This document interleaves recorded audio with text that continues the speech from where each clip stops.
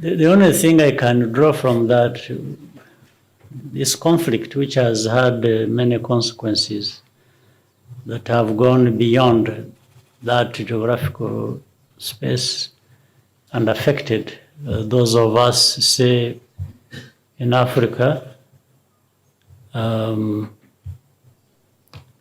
beyond and other places, whether we shouldn't be thinking even more about what we should be doing together. And each of our countries doing their best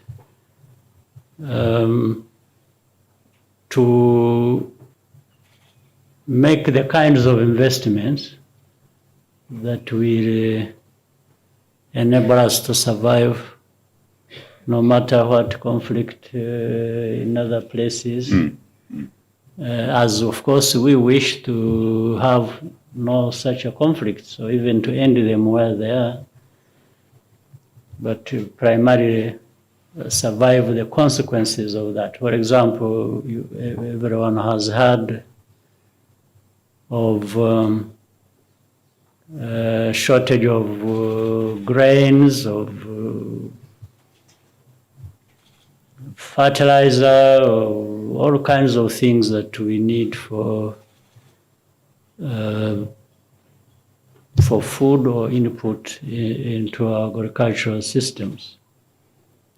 So can we build resilient economies and have these sectors so that, because we can grow grains, you can have grains to feed Zambia, Rwanda, and the rest of Africa, especially given the agreements we have signed and the vision we share of self-sufficiency, so that we are able to weather the storm that comes from different parts of the. This is really my. Sure.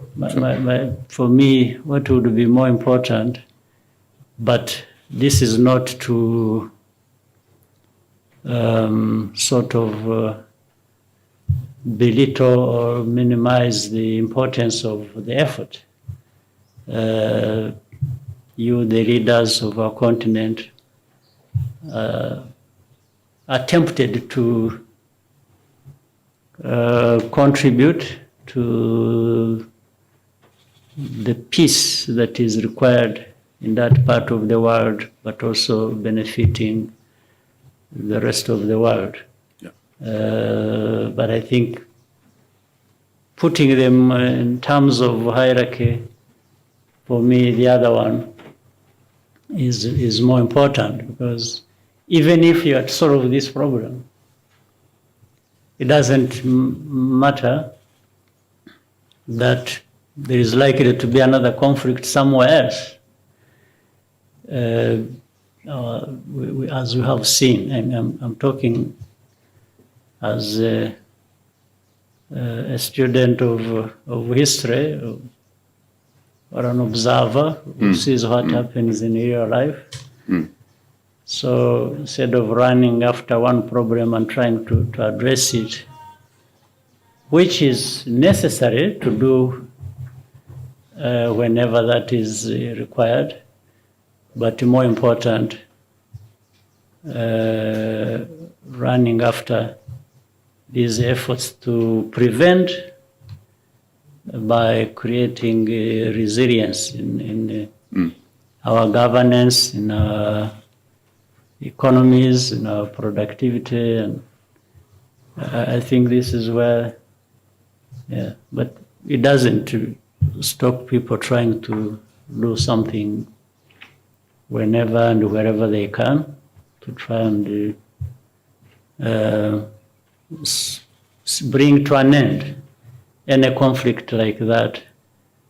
Even before it affects our economies, it consumes people's lives in their thousands and really causes tragedies and devastation.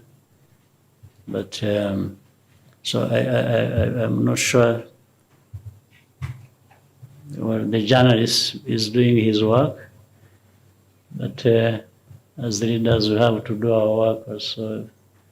Indeed. In terms of educating some of these journalists.